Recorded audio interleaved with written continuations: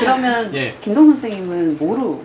전 유연근무제라고 이렇게 했는데 네. 아마 그 강주시나 전라남도에 있는 웬만한 공공기관은 다 이 유연근무를 하고 있을 것 같아요. 이제 유연근무라고 한 이유는 보통의 회사들 같은 경우는 9시 출근하고 6시 퇴근한 이런 쳇바퀴 도는 삶을 사는 대부분 직장인이 대부분일 텐데 여기 이용고 나서 유연근무를 하다 보니까 제가 대학원 갈 수 있는 시간을 제가 마음대로 조정하고 직장과 제 공부, 개인 사생활을 좀 분리할 수 있는 그런 도구가 좀 되더라고요. 그래서 유연근무 하기 전과 후로 따지면 제 삶의 질은 좀 많이 좀 상승한 것 같아요. 그래서 네. 내사심도 비교하면 그때에 비해서 훨씬 더 올라가요. 예, 맞습니다. 그거 하기 전에는 네. 그 차코리아 같은 걸 맨날 검색하다가 유연근무제를 한 이후에 네. 그러게 됐습니다. 내가 입사 전까지 돌아봤을 때 했었던 가장 잘했던 준비 단 하나 네, 뽑으라면 어떤 게 있을까요?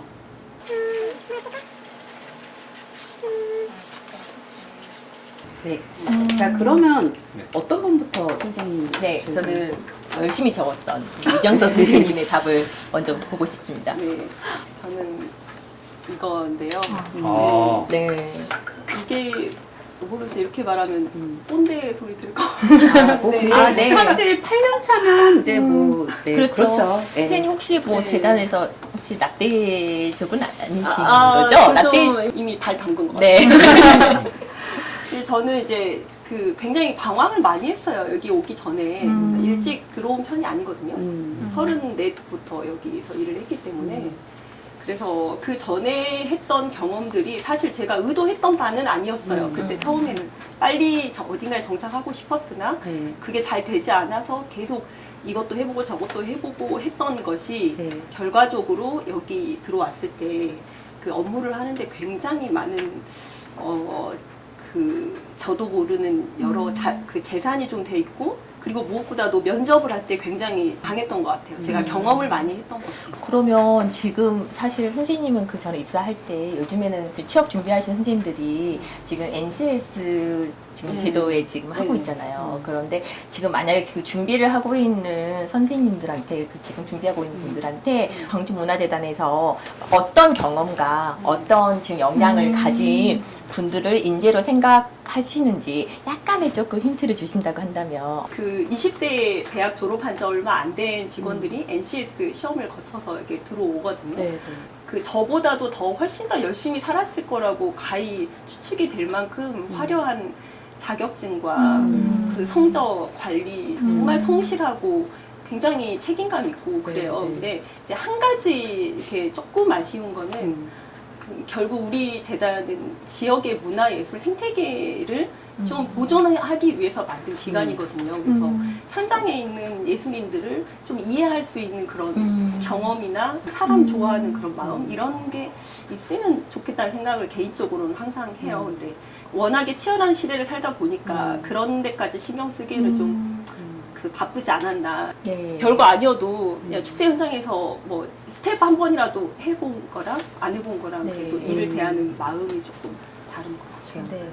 왜냐면 저희가 그 궁금했던 게 저는 현장에서 지금 근무를 하고 있고 현장에서 지금 여기 뭐 기초예술 단체라든지 예술 단체를 운영하고 있다 보니까 이 직원분들하고 가장 많이 밀접한 관계가 있는 일반 시민으로서 그 직원들의 그 역량이라든지 하는데 그 어떤 게 가장 중요한 포인트로 작용을 하는지 되게 궁금했어요. 그런데 금방 말씀하신 것처럼 그런 좀 약간의 그 예술 단체와 유대 관계가 조금 있었으면 그리고 현장의 경험이 더 많이 없다 보니까 사실 현장 경험이 더 많은 우리로서는 약간 좀 답답하다? 저 하고 싶은 네네네. 답답하다? 막 이런 것들이 있어서 네. 지금 이제 혹시나 네. 취업 준비하시는 분들한테 조금의 힌트를 주셨으면 저희가 또 네. 네, 그럼에도 불구하고 NCS 시험에 높은 점수를 따는 것을 입사의 중요도의 비율로 만약에 말씀해 주신다면 100% 환율로 했을 때 몇 점 정도로? 일단 그 통과를 못하면 입사를 못하니까 그렇죠. 지금. 여러분들 네. 들으셨죠. 일단은 시험도 중요하고, 그러니까 여러 가지 분배를 좀 네. 전략적으로 좀 해야 될 것 같아요. 그렇죠. 참 어려운 맞아요. 그런 과정인 것 네. 같기도 하고. 제가 그 전에 여러 이렇게 원서들을 써가지고 떨어진 경험들이 많이 있거든요. 네, 여기 저도 오기 많아요. 전에. 네. 광주 전남 연구원에도 원서를 써서 떨어졌어요. 워너비에 이미 그 들어가면 워너비. 어쩐지 눈빛이 다르더라고요, 네. 언니. 네. 네. 어떻게 거기에 들어가지? 우선은 먼저 키워드를 먼저. 저는 예. 이제 논문이라고 썼는데요. 키워드를 논문이라고 한 이유는 나중에 거기 이제 문화전문대학원에서 오시는 학생분들이 어떤 직업을 갖든 간에 직장인이 되든 간에 보고서는 어찌됐든 쓰셔야 될 거예요. 근데 보고서를 쓴 제일 처음에 시작은 이제 자료를 모으는 거거든요. 그래서 이 자료를 모으고 이 가진 자료를 내가 어떤 식으로 구성하고 하나의 글을 만드는 과정이 가장 중요한 것 같아요. 특히 저희 연구원 같은 경우에는 현장에서 일을 하진 않아요. 저희는 그러니까 좀 노잼일 수 있는데 책상에 앉아서 그 여러 가지 그 자료라든가 법이라든가 그 지자체에서 여러 가지는 뭐 조례라든가 규정 이런 것들을 한데 모아서 그냥 하나의 논문 같은 보고서를 만드는 기관들이에요. 분석적인 사고나 네. 아니면 자료 수집 능력이나 아니면은 비판적 관점을 보고서에 담는 그런 능력이 되게 중요한 건 알겠는데 네네. 선생님께서 극기 입사하기 전까지 가장 중요했었던 그 준비 그게 무엇이라면 논문이라고 쓰셨잖아요. 이거는 이제 학위 논문, 그러니까 석사학위 논문을 말한 네네. 건데요. 이거 제가 아마 석사학위 논문을 안 쓴 상태에서 아마 연구원 가서 지금 일을 했으면 저는 아마 그만뒀을 거예요. 네. 그러니까 논문을 한번 써봤기 때문에 이 연구원이 어떻게 돌아간지도 알고 보고서가 어떤 방식으로 써졌는지도 알기 때문에 저는 그러니까 연구 혹시 직을 지원하게 될 경우라면 뭐 학위 논문이 됐든 소논문이 됐든 간에 한 번쯤은 자기한 논문을 한 번씩 좀 써봤으면 네. 좋겠습니다. 그게 정말 나중에 큰 도움이 돼요. 맞아요, 예. 맞아요. 그 논문이라는 글은 되게 구조적인 글이라서 네. 제가 봤을 때는 대학원이 가질 수 있는 가장 메리트 지점은 있는 거거든요. 특히 이제 연구원의 삶이라고 한다면 진아쌤 네.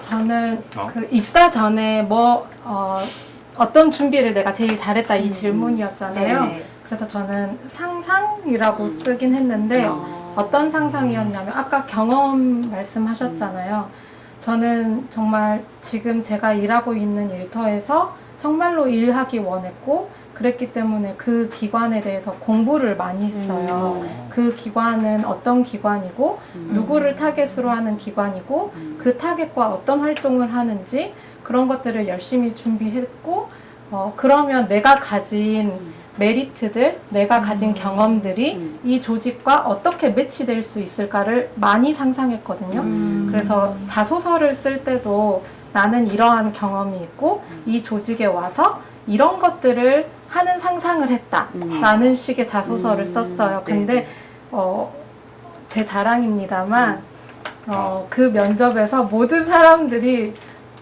저분은 반드시 뽑아야 됩니다. 이렇게 만장일치로. 만장일치로 네. 제가 뽑혔대요. 네. 그래서 그 부분은 정말 내가 잘 준비한 부분이다라고 자신 있게 이야기할 수 있을 것 같아요.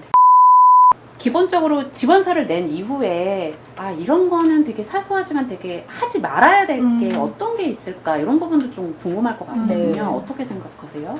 면접 준비를 하잖아요. 그러면 이제 워낙에 이력서를 여러 군데 내다 보니까 그런 것 같은데 그냥 이 기관이 어떤 기관인지 전혀 모르는 상태에서 이해도도 없이. 네, 관심이 없었는데 그냥 이력서를 썼기 때문에 그때 이제 급하게 본 거예요.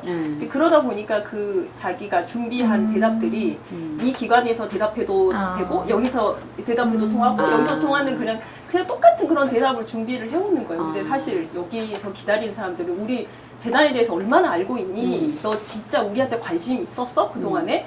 너 정말 문화 현장에 정말 좋아했었어? 이거 궁금해 하거든요. 근데 그러니까 약간 진학생 맞아요. 얘기하는 네. 비슷한. 기관에 대한 궁금증을 가지고 공부를 철저하게 해가는 거는 좀 기본 중에 기본인데 저희 같은 경우는 면접을 모든 직원이 다 들어가서 보거든요.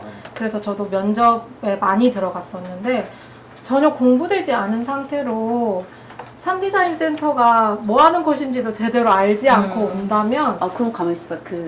전 직원이 들어가서 면접을 본다고요? 네. 상사들이나 이렇게 들어오는 게 아니고 다 들어가요. 하더라고. 특이하더라고요. 직원들도 다 들어가고 주요 심사위원분들도 계시고 외부 그리고 심사요? 네, 외부 심사분들도 계시고 그래서 진짜 심사도 하시는 거예요? 네, 직원들이? 네, 그래서 면접이 끝난 다음에 추천자 명단을 1, 2, 3위로 해서 넣고 그리고 왜 내가 이 사람을 추천하는지도 모든 직원이 다 써요.